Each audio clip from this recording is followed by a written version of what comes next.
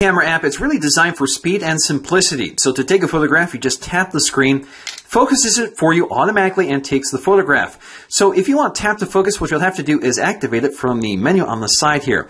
That pulls right out, and when you activate this, we get this little tap target, which will focus the scene and exposure for you depending on where you drag and drop it. Then you can tap to take your photograph. You also see we have other controls here like HDR, auto on and off, our flash auto on and off, and then we have our video mode. So we have HD, slow-mo at 720p, and Ultra HD 4K, which we can select here. And then we have our panorama as well. So you can see when we have 4K video selected, we have 4K indicated in the camera app. So we can start recording it.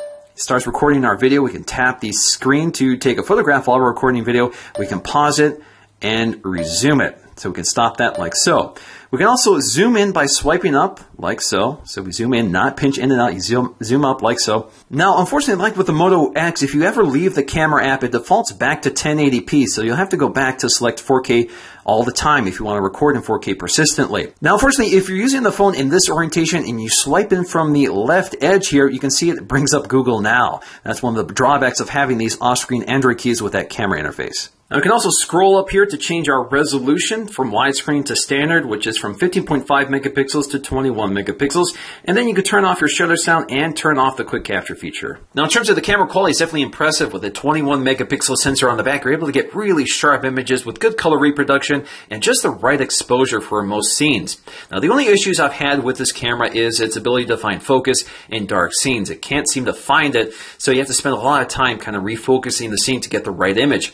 But in low light, it does a pretty decent job, and with that dual flash on either side of the camera, you get a lot of well-lit shots without shadows. So again, because most cameras put the LED flash to the side of the camera, you'll get a lot of shadow on your images. But of course, with a side-by-side flash system like this, you do get a lot of red eye. Now, in terms of video, unfortunately, without optical image stabilization, 4K video is really rough looking. So it's hard to get really smooth 4K video out of this camera. It would help if it had optical image stabilization, which would make a big difference here. But it does deliver sharp video with good exposure and accurate color.